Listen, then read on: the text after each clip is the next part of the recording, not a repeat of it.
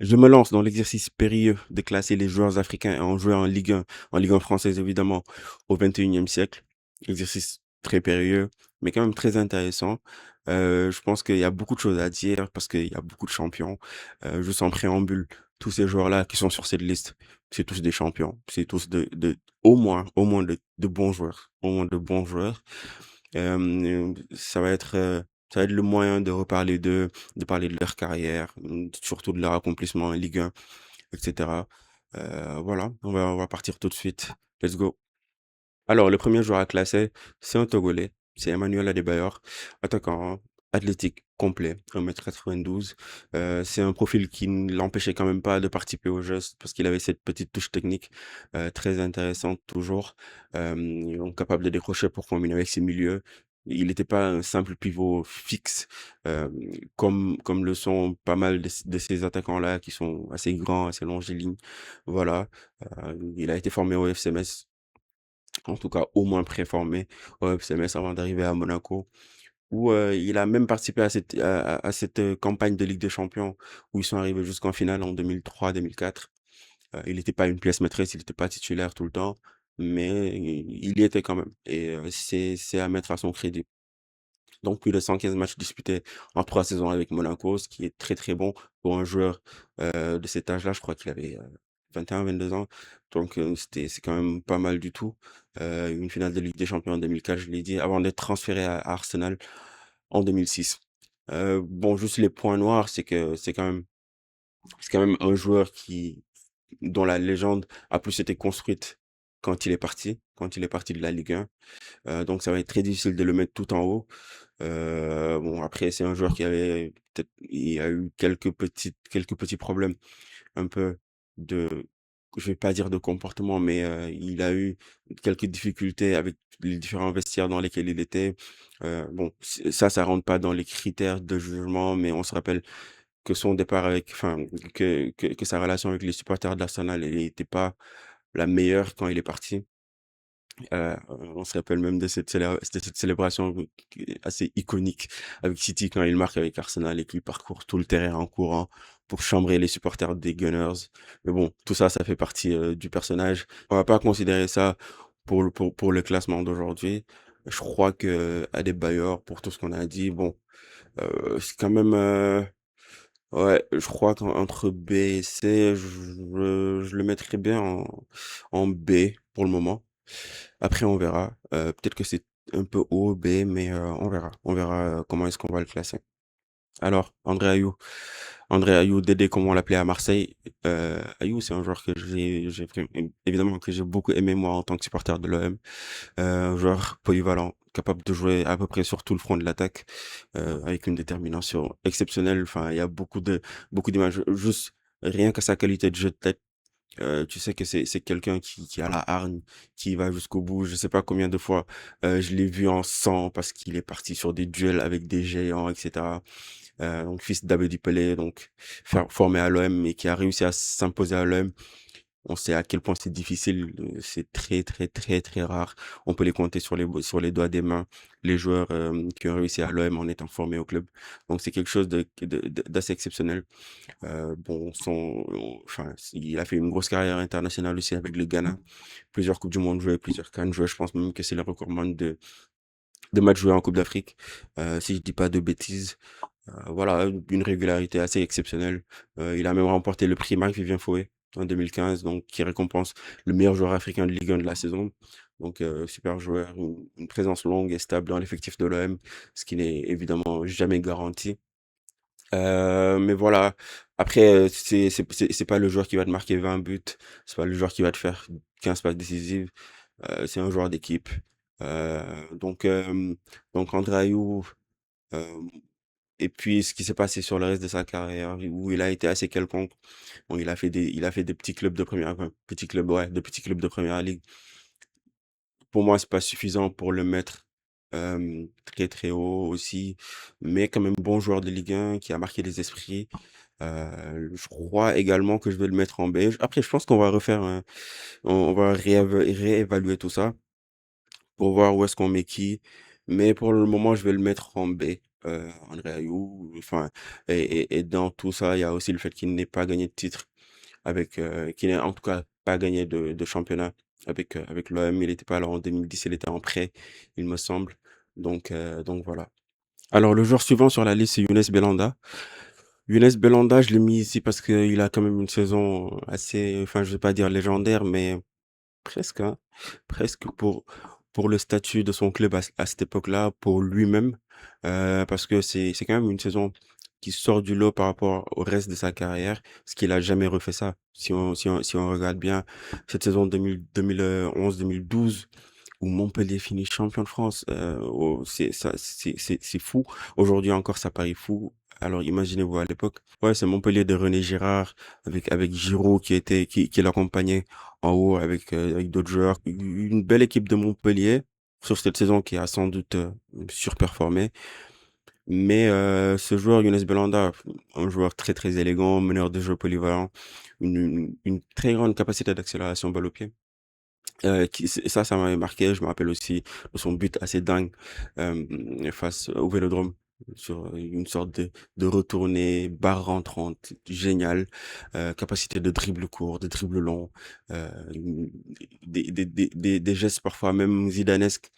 On se rappelle, enfin, c'est des comparaisons qui ont été faites avec beaucoup de joueurs, mais lui aussi, il en a fait parler parce qu'il faisait ces roulettes qui étaient souvent très bien faites. Ouais, 12 buts dans cette saison-là, dans cette saison du titre. Il était même dans l'équipe type UNFP à la fin de la saison. Donc, super joueur, franchement, très très bon joueur. Mais et très belle saison. Et c'est pour ça même que je l'ai mis sur la liste parce qu'il fallait rendre hommage à ce genre de joueur. Euh, mais pour moi, ça va pas être plus que c'est.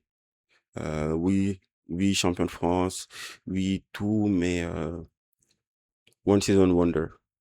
Malheureusement pour lui. Mais oui, très bon joueur, Younes Belhanda. On enchaîne avec un autre Marocain, Sofiane Bouffal. Lui aussi, dribbleur très créatif avec une technique assez flamboyante, rien à dire. Je l'ai mis ici parce que c'est un joueur, enfin c'est le genre de joueur qu'on aime bien regarder depuis Angers. On le connaît depuis Angers, où il avait attiré l'œil de tout le monde avant de signer à Lille. Et d'ailleurs à Lille, il fait une saison 2015-2016 où il était, je vais pas dire exceptionnel, je vais pas abuser sur les termes, mais où il a été très bon. Même, il gagne le prix Marc-Vivien Foé cette année-là. Bon, même si la concurrence, elle était pas très rude, avec tout le respect. Le deuxième, c'était Chernoy et le troisième, c'était Rachid Ghezal.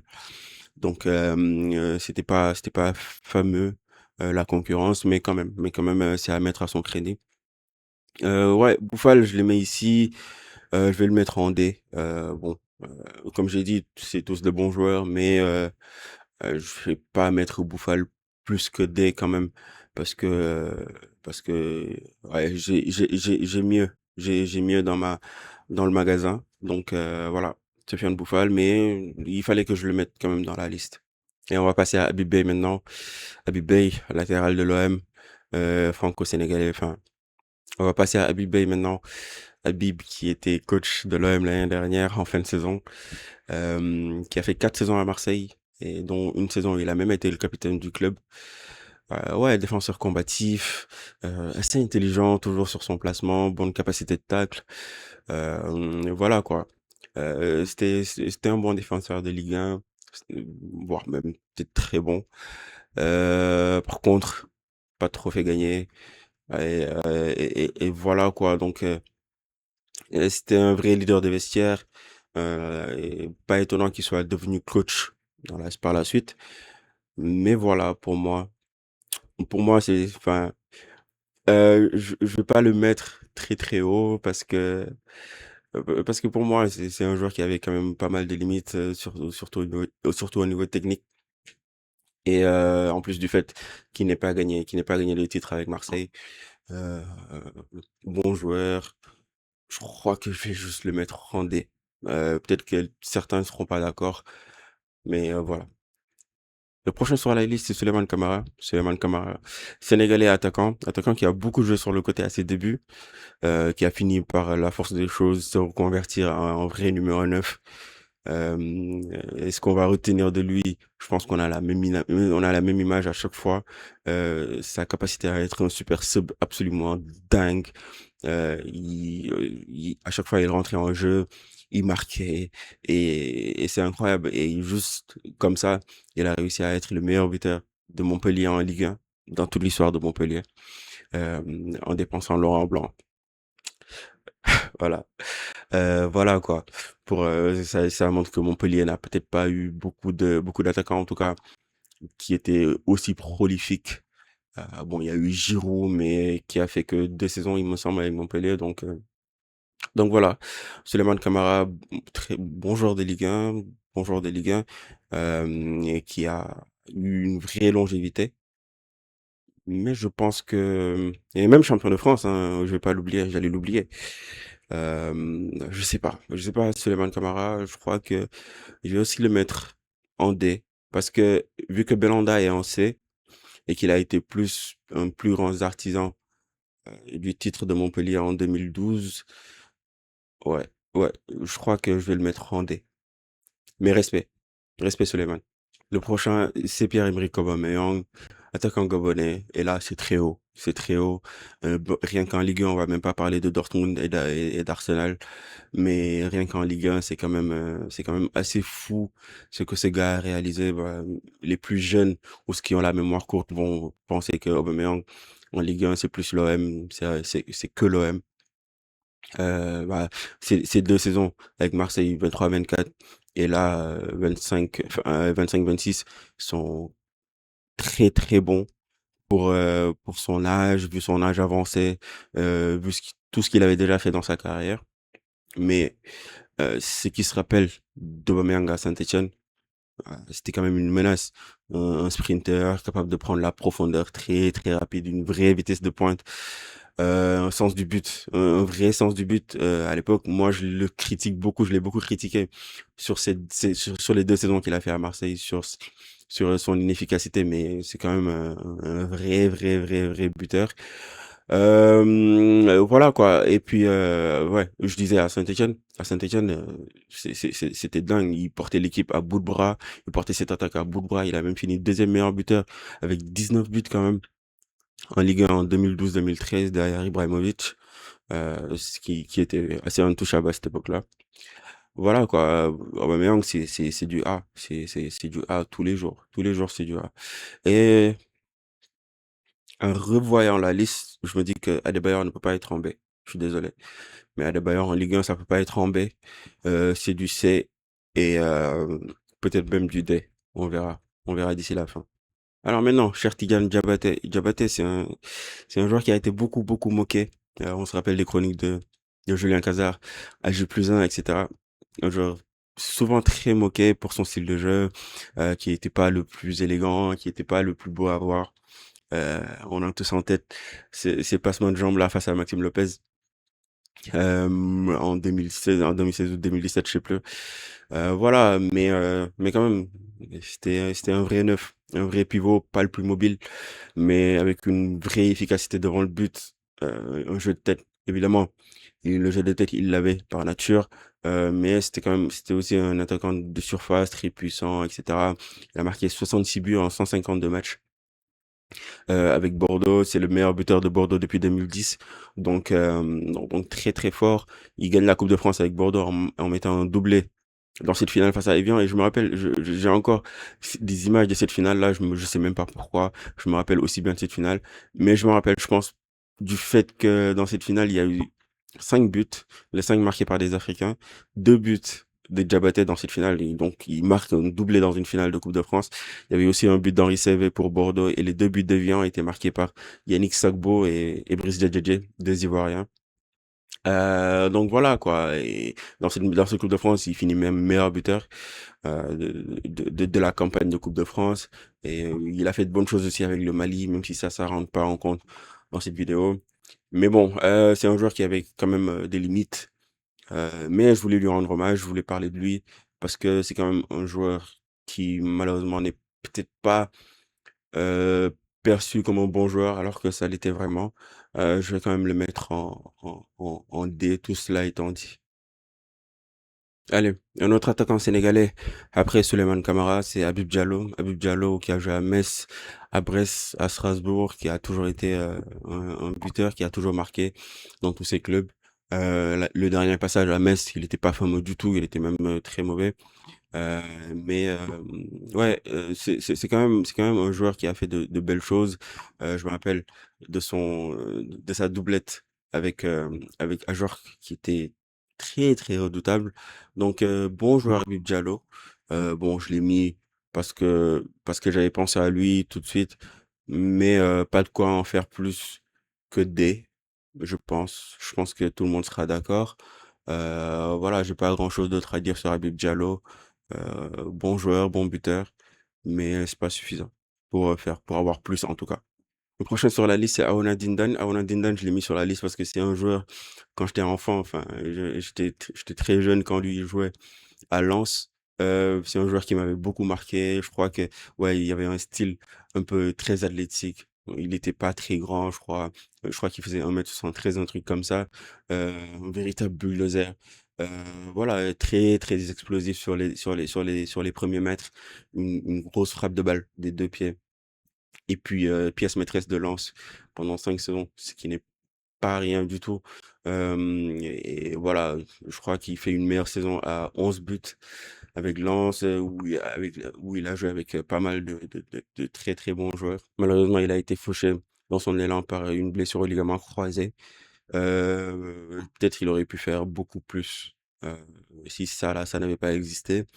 Mais ouais, moi je pense que Dindan, ouais, je vais le mettre sûrement en C, parce que ça a quand même été un joueur marquant euh, pour cette génération de supporters lensois.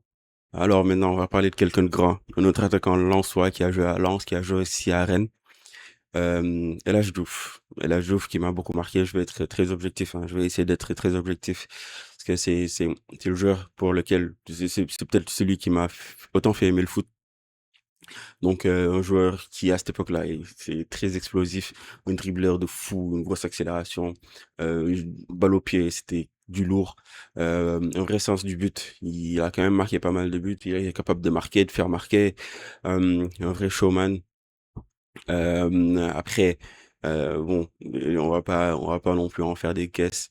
Il a pas joué énormément en Ligue 1. Je crois qu'il fait 3 ou 4 saisons entre Sochaux, Rennes et Lens.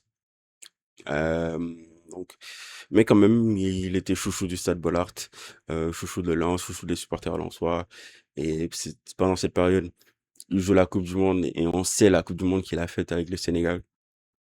Malheureusement, aucun trophée gagné en France. Et voilà, il y a toujours cette image de bad boy, très sulfureuse.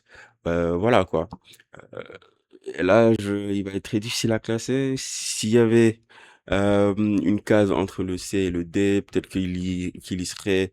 Mais je pense que moi, je le mets plus C que D. Voilà. Je sais pas ce que vous en pensez. Alors le suivant, je vais vous le dire, hein. Euh, j'ai beaucoup réfléchi et il a failli être dans mon S tier. Il a failli être peut-être le meilleur joueur de Ligue 1, le meilleur joueur africain de Ligue 1 au 21e siècle pour moi. Donc, on parle de Mahamadou Diarra, un milieu défensif malien, euh, une sentinelle, milieu de terrain, une puissance physique. Oh là là, laisse tomber. Il était bon dans le pressing, dans la récupération, mais aussi capable de relancer très proprement. Un joueur qui a gagné 4 titres de champion de France. Il y a rien que ça. 4 titres de champion de France avec ce Lyon ultra dominant. Il a été transféré au Real. Après, pour 26 millions d'euros. 26 millions d'euros. À l'époque, ça vous place le bonhomme. Euh, et voilà, quoi. Et franchement, un joueur de dingue. Pas grand chose à dire. Et bien évidemment, pour moi, c'est un joueur qui doit aller en A. Ouais. Et très, très haut, même en A. Prochain, c'est Didier Drogba. Donc, ça veut dire que le débat va peut-être renaître. Il y a ce débat-là, surtout à Marseille, de savoir si Drogba est une légende ou pas. Moi, pour moi, il l'est. Il l'est clairement. Une seule saison à Marseille, c'est vrai, mais quelle saison, quelle saison. Je peux pas ne pas le considérer comme une légende. Quand je vois comment les anciens parlent de lui, moi, enfin, Je crois même pas que je le connaissais à l'époque, j'étais tout petit, en 2003-2004. Mais les anciens en parlent avec les yeux qui brillent et quasiment persuadés de ne plus jamais revivre ça. Donc une saison hors du commun, hors du temps, où il porte Marseille, il porte l'attaque de Marseille en Ligue 1. Euh, 37 buts, il met 37 buts sur la saison, en toute compétition confondue. Je parle de la Ligue 1. Mais ce qu'il fait en, en Coupe d'Europe cette année-là, il y a trop d'images marquantes. Il amène l'OM jusqu'en finale de Coupe de l'UEFA, malheureusement, que Marseille va perdre. Mais il n'était pas là sur cette finale face à Valence. Donc, euh, donc énorme saison de Didier Drogba. Mais il n'y avait pas que l'OM pour lui. Il y avait aussi Le Mans, il y avait Guingamp. On se rappelle de ce duo avec Maolida qui les a fait percer. Et après, chacun a rejoint un grand club français. Donc Drogba à Marseille et Maolida à Lyon. Pour moi, Drogba, c'est du A aussi. Ça va être difficile de le mettre autre part. Énorme DJ. Le prochain, c'est un gardien nigérian, Vincent Enyama. Moi, Enyama, à Lille, sur ces 4 saisons qu'il fait à Lille, pour moi, c'est encore une grosse référence quand on parle de gardien du championnat français. C'était un gardien exceptionnel sur sa ligne. Exceptionnel, il a écœuré tellement d'attaquants dans le championnat sur ces 4 saisons. Même, il gagne un prix Marc-Vivien Foé en 2014. Donc, c'est même le seul gardien à avoir remporté ce titre. Je sais pas si on se rend compte, il était exceptionnel, il était très, très, très, très, très, très fort. Malheureusement, il était pas dans le plus grand Lille, il faut le dire. Donc, il a pas gagné de trophée sur cette période. Mais pour moi, c'est un gardien qu'on doit absolument jamais oublier. Il a été très, très, très, très fort. Et même en sélection avec le Nigeria, il a vraiment eu des performances, des performances marquantes. Donc, pour moi, Enyama, ça va être pour moi, Enyama, pour moi, c'est du B, hein. Pour moi, Enyama, moi, je le mets en B parce que c'est un gardien que j'ai vraiment beaucoup, beaucoup apprécié. Le prochain sur la liste, c'est Michael Essien. Michael Essien, milieu de terrain ghanéen. Pour moi, il était lui aussi très proche d'être Estière. Parce que voilà, c'est un joueur qui a dominé le championnat avec son équipe Lyon, avec lequel il a remporté 2 titres de champion. Mais pas que. Individuellement aussi, il était dominant au milieu. Il a marqué pas mal de buts et petite, pour sa relative petite taille, il a marqué pas mal de buts de la tête. Donc, super joueur. Michael Essien, il est parti pour 38 millions à Chelsea. Est-ce qu'il a fait à Chelsea? Tout le monde s'en rappelle. Euh, c'est aussi une grosse capacité de frappe de loin. On a en tête ce but face à Arsenal, ou encore plus iconique, ce but face au Barça, au Bridge. Euh, énorme Michael Essien, que je vais mettre en A. Je vais le mettre en A, pardon. Voilà, je vais le mettre en A. Parce que, ouais, il mérite. Le prochain, c'est Seko Fofana. Donc, milieu de terrain ivoirien, relayeur, on le connaît. Et je vais dire la vérité, je pense que si Seko Fofana fait une saison 2022-2023, et puis c'est tout, en partant avec cette deuxième place, où Lens titille PSG jusqu'au bout. Honnêtement, très sincèrement, je pense que je le mets très haut. Je le mets peut-être au moins B, mais moi, je vais le laisser en C. Parce que c'était une saison qui était traumatisante, où il fait une saison de dingue, absolument folle cette saison. Juste comme ça, évidemment, prix Marc-Vivien Fauvet, rien à dire sur cette saison, équipe type UNFP même. Donc, acteur majeur de la performance de Lens sur la période où il y a été. Mais malheureusement, c'est tout. C'est tout. Euh, il a pas pu reproduire ça, même à Rennes, depuis son retour en Ligue 1. Et pour moi, c'est assez maigre pour le mettre plus haut. Mais c'est que sur son prime, c'était quelque chose, il fallait être là. Le prochain sur la liste, c'est Gervinho. Gervinho, on se rappelle de lui. J'ai fait exprès de mettre une photo où il était au Mans parce que moi, cette équipe-là, je l'aimais beaucoup. Cette équipe du Mans-là, je l'aimais beaucoup. Avec Gervinho, avec Demelo, avec des Matsui, etc. Sous Rudy Garcia. C'était une équipe assez romantique. Mais voilà, évidemment, quand on parle de Gervinho en Ligue 1, on pense à Lille. À Lille, encore sous Rudy Garcia avec cette équipe juste absolument folle. Je pense que sur le moment, on se rendait pas compte, mais a posteriori, une équipe avec Gervinho, avec Moussa Sow, avec Eden Hazard, avec Cabaye, avec Mavouba. Ouais, c'était assez fou cette équipe. Il finit champion de France, évidemment, en 2011, devant le PSG. Enfin, je dis devant le PSG, mais c'était plus devant l'OM, qui était deuxième cette saison-là. Bon, évidemment, un rôle majeur, c'était une pièce maîtresse dans cette équipe-là. On parlait d'Hazard, mais on parlait aussi beaucoup de Gervinho. Ouais, très, très, très, très fort. Après, il est parti en Angleterre, à Arsenal, etc. Puis à la Roma. Il a fait sa carrière, il a une très bonne carrière. Gervinho, pour moi, Gervinho, ça va être du B. Ouais, du B. Pas grand chose à lui reprocher. Bon, on lui a reproché d'être peut-être un peu individualiste parfois, sur ses choix dans le jeu, etc. Mais pas de quoi lui en tenir véritablement rigueur. Alors maintenant, c'est Myron Chamakh. Chamakh, attaquant marocain. Là, je crois que ma subjectivité va beaucoup trop jouer.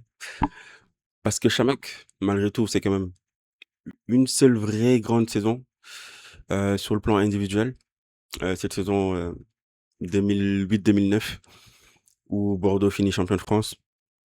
Mais malgré tout, c'est un joueur qui a gagné 2 coupes de la Ligue, etc. Mais c'est véritablement la seule vraie saison où Chamakh est indiscutablement très très fort. Vous voyez, cette doublette qu'il formait avec Gourcuff, qui a marqué les esprits. Moi, ça m'a beaucoup trop marqué l'esprit. Je sais que ce qui s'est passé après, parce qu'en Angleterre, quand il est parti après cette saison-là, à Arsenal, c'était un flop retentissant. Et après la suite de sa carrière, c'était assez anodin, tout ce qui s'est passé. Enfin, on se souvient de rien du tout. Mais moi, cette saison-là, elle m'a beaucoup trop marqué. Ce joueur-là m'a beaucoup trop marqué sur cette saison et je pense que c'est le cas aussi de tous les supporters bordelais. Donc pour moi, Chamakh, c'est du B. Je vais le mettre en B. Je comprendrais que les gens ne soient pas d'accord, mais voilà. Pour moi, Chamakh, je vais le mettre en B. Alors, Max Alain Gradel, on le connaît, ailier ivoirien, qui a fait beaucoup, beaucoup de bonnes choses en Ligue 1, et même avec sa sélection au champion d'Afrique. Double champion d'Afrique, qu'est-ce que je raconte? Double champion d'Afrique, en 2015 et en 2023. Ça vous place la longévité du gars. Bon joueur de Ligue 1. Euh, il a à chaque fois été le joueur le plus, enfin, en tout cas, l'un des joueurs les plus importants de ses équipes, que ce soit sur tout son passage à Saint-Etienne. La saison 2014-2015, il marque 17 buts. 17 buts en Ligue 1, c'est quand même très, très fort. Et même à Toulouse, dernièrement aussi, il a pas été très, très mauvais. Ouais, pour moi, c'est quand même un joueur important de ce championnat qui a fait de très belles choses que je placerai en C. Pour moi, Max-Alain Gradel, ce sera du C. Ouais. Pour moi, il y a pas de scandale à le placer là. Le suivant, c'est Achraf Hakimi. Achraf Hakimi, latéral droit du PSG, encore. C'est l'un des seuls joueurs qui est encore en activité qui est encore en activité en Ligue 1. Je le précise sur cette liste. Hakimi, ouais, c'était pas possible de pas le mettre parce que joueur absolument fou avec les accomplissements collectifs et individuels de dingue. Euh, 4 titres de champion de France, 4 titres de champion. Il a jamais perdu le championnat de France. Et puis surtout de Ligue des Champions avec le PSG. Alors ce PSG dominant, mais il n'est pas qu'une pièce dans ce PSG dominant. C'est peut-être, moi j'ai toujours trouvé depuis que Luis Enrique est là qu'il était au moins dans les 3 joueurs les plus importants de l'équipe. Et il y a eu beaucoup de moments où pour moi il était même le meilleur. Et je vais même faire une confidence. Moi, pour moi, le ballon d'or de Dembélé, il était à Hakimi. Pour moi, c'était le joueur du PSG qui était le moins remplaçable et qui a été le plus décisif euh, tout au long de la saison, que ce soit en Ligue 1. Moi, j'ai regardé des petits matchs de Ligue 1 où il les sort du pétrin. Je m'appelle de matchs contre Brest, par exemple, etc. Beaucoup de matchs, et même en Ligue des Champions. Le nombre de fois il a été décisif, c'est juste pas possible pour un défenseur. Donc, ouais, très très fort, Ashraf. Je pense que je vais le mettre en A pour le moment. Et à la fin, on va décider parmi tous ces joueurs en A qui sera en S. Voilà. Ah, le prochain, je l'aime beaucoup. Le prochain, Chancel Memba. Moi, Chancel, je l'aime beaucoup. Son passage à l'OM, il est très, très, très, très marquant. Au-delà même de ses capacités défensives, c'est un joueur qui a beaucoup, beaucoup marqué, qui a beaucoup scoré, une menace dans le jeu aérien, dans les coupes et arrêtés. Je crois même que sur la dernière saison où il a vraiment joué, cette saison 23-24, il est deuxième ou troisième meilleur buteur de l'OM sur cette saison, donc il a beaucoup, beaucoup marqué, que ce soit en Ligue 1 ou en Coupe d'Europe. Euh, Ses buts face à Tottenham, oh là là, incroyable, incroyable. Les émotions qu'il nous a fait vivre, Chancel, il a vraiment été très fort. Dommage comment ça s'est fini avec Marseille. L'idylle n'a pas duré aussi longtemps qu'il devrait.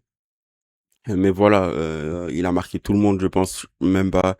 Bon, à Lille, c'est beaucoup plus compliqué. Ça a été beaucoup plus compliqué. Il est pas venu dans les conditions physiques les plus adéquates. Donc, moi, Chancel, je crois que je vais le laisser en C parce que pas de trophée gagné, parce que peut-être qu'il n'y a pas eu la longévité nécessaire, mais Chancel très très fort à Marseille. Suivant, encore un joueur de l'OM, cette fois-ci attaquant sénégalais, capitaine. Je pense que vous l'avez tous. Mamadou Niang. Mamadou Niang, quel joueur, quel joueur. Donc cet avant-centre élégant, rapide, qui était super, super mobile, qui a démarré à 3, puis à Strasbourg avant de venir à Marseille. À Marseille où il devient une véritable icône, une véritable légende, champion de France en tant que capitaine de l'OM, après, après, après énormément d'années d'attente. Donc voilà, juste l'un des, si ce n'est l'acteur majeur du titre, gagné cette année-là où il finit meilleur buteur du championnat. Un vrai symbole de cette génération marseillaise. Voilà quoi, il a connu beaucoup de choses avec ce club, énormément, à sa venue en 2005 jusqu'à son départ en 2011. Voilà quoi, franchement, pas mal de choses positives à dire sur Mamad, très peu de choses négatives à dire sur lui. Euh, pour moi, il va aller en A. Le prochain, c'est aussi un véritable nom. Seydou Keita. Seydou Keita, militaire malien, légende même du Mali, très longtemps capitaine, qui a joué au Barça, qui a même été champion d'Europe, très très très très très très fort. Oui, et c'était aussi le cas en Ligue 1. Il s'est pas imposé à Marseille, mais à Lens, énorme. Il a été énorme à Lens, plus de 200 matchs avec les 100 et or. Franchement, c'est quasiment une légende hein, à Lens. Ouais, il n'y a pas grand-chose de plus à dire. Pour moi, Seydou Keita, bon, il n'y a pas eu de véritable apothéose, pas de gros titres, etc. Même pas de titre tout court. Donc c'est pour ça que je le mettrais en B. Euh, mais, mais ouais, super joueur. Le prochain, c'est peut-être l'un des plus grands what if de l'histoire de la Ligue 1 tout court, hein, pas que sur les joueurs africains. Euh, Quelle carrière aurait fait Chabani Nonda s'il s'était pas blessé? S'il n'avait pas eu ce tacle de José-Pierre Fanfan qui lui coupe son élan. Mais Chabani Nonda, un vrai, vrai profil de buteur, clinique, rapide, un excellent sens du placement dans la surface. Il est super efficace, même sans toucher beaucoup de ballons. Franchement, il a débuté au Stade Rennais, mais c'est à Monaco qu'il explose en faisant plusieurs saisons extraordinaires. Mais surtout cette saison 2002-2003, il finit meilleur buteur de Ligue 1 et avec 26 buts. 26 buts, je sais pas si un autre attaquant africain l'a déjà fait en Ligue 1, je suis pas sûr, je pense même pas, je crois pas. Il a été de la finale de la Ligue des Champions en 2004, même si c'était une saison qui était très très difficile pour lui parce qu'il s'est blessé en début de saison 2023-2024, en août, comme je le disais tout à l'heure sur ce tag de José Pierre Fanfan. Plus de 100 buts en 200 matchs sur cette saison française, donc extraordinaire. Chabani Nonda, pour moi, c'est du B. Pour moi, Chabani Nonda, c'est du B. Et beaucoup, beaucoup, beaucoup de regrets sur la carrière de ce bonhomme, de cet attaquant congolais. Nicolas Pepe, qu'on a connu à Angers. Il était très jeune. Il avait ce profil de faux follet, etc. Mais qui finissait pas très bien ses actions. À Lille, ce qu'il est devenu sous Christophe Galtier, on se rappelle de cette saison 2018-2019 avec cette fameuse bip bip. Euh, ouais, 22 buts, 12 passes décisives, même co-meilleur buteur de Ligue 1 avec Kylian Mbappé, équipe type du NFA, prix Marc-Vivien Foé. Tout ça lui a valu un transfert de 80 millions vers Arsenal. Pépé, sa période lilloise, il n'y a pas grand-chose à dire. C'était l'un des tout meilleurs joueurs du championnat, un des tout meilleurs joueurs européens tout court. Ouais, pour moi, c'est aussi du B. Pour moi, c'est aussi du B. Parce que c'était quand même très, très, très, très fort. Est-ce que vous étiez là en 2017? Qui était là en 2017? Si vous étiez là en 2017, vous n'avez même pas besoin que je vous parle de Jean-Michel Seri, tellement il était très très fort. Il était trop fort au milieu de terrain, un vrai métronome technique dans la relance, dans la récupération, une vision de jeu absolument fabuleuse. On se souvient de cette équipe niçoise hein, qui était trop trop belle. Des Koziello, Ben Arfa, Germain, etc. Cette saison, je parle juste de cette saison 2017 parce que c'est vraiment la saison où on l'a beaucoup plus vu en œuvre et même à la fin de cette saison, il a même failli signer au Barça. En tout cas, il y avait un réel intérêt du Barça pour le signer. Malheureusement, ça s'est pas fait et la suite de sa carrière a été un peu moins simple. Mais quel joueur on a vu. Ça va être difficile de le mettre au même niveau que certains joueurs de de la case B, je crois que je le mettrais en C. Je le mettrais en C, notre ami Jean-Michel Seri. Mais voilà, on a oh non, je l'ai mis en D. Mais oui, on a des souvenirs assez marquants de Seri. Le suivant, c'est l'un des meilleurs finisseurs que moi j'ai vu en Ligue 1 de ma vie. De ma vie de supporter, de ma vie de fan de Ligue 1. C'est un attaquant sénégalais, aussi international sénégalais, Moussa Sow. Moussa Sow, champion de France en 2011 avec ce Lille dont on parlait tout à l'heure quand on parlait de Gervinho, où il finit meilleur buteur de cette année-là. Juste dingue. Il gagne championnat Coupe de France cette année. Un vrai profil de buteur moi, qui m'a beaucoup marqué. Je pense qu'il a marqué beaucoup de gens dans cette génération. Ouais, c'était évidemment peut-être sa seule énorme saison en carrière, vu qu'après il part en Turquie, etc. Mais une saison assez marquante, je pense, pour le mettre en B. Le prochain, c'est un autre attaquant lillois, lui nigérian, Victor Osimhen. Victor Osimhen qui a fait une seule saison en Ligue 1, une saison en plus écourtée. Donc, euh, on va avoir beaucoup de mal à le juger. Il a été bon, euh, mais euh, mais ouais, je pense que c'est beaucoup trop court. Ça a été beaucoup trop court pour, pour le mettre très très haut. Franchement, il a fait de belles choses, hein, il a fait de belles choses cette saison-là. Et d'ailleurs, ça lui a valu un gros transfert à Naples, ce qui montre qu'il a été très bon. Mais ouais, moi je le mettrais en D juste parce que c'est une saison qui a été, enfin c'est un échantillon qui est beaucoup trop petit pour le mettre plus haut. Mais sur tous les autres joueurs qui sont en D, c'est peut-être le meilleur. Genre, intrinsèquement, c'est peut-être le meilleur. Enfin, c'est même sûrement le meilleur. Et il a fait une meilleure carrière que les autres. Mais c'est pas ça qu'on cherche. C'est pas de ça qu'on parle. On parle des performances en Ligue 1. Alors, le suivant, c'est Yaya Touré. Yaya Touré, on va parler de lui, de Yaya Touré à Monaco. C'est sa seule saison en France. Enfin, je veux dire, c'est sa seule équipe en France, son seul club en France. Quand les gens parlent de Yaya Touré, ils se rappellent du Barça, ils se rappellent de Manchester City, évidemment. Beaucoup moins de Monaco. Mais quel joueur il a été à Monaco.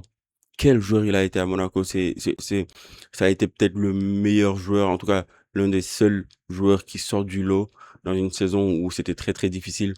Il a même un peu eu du temps à convaincre, à convaincre Laszlo Bologna. D'ailleurs, il l'a jamais convaincu.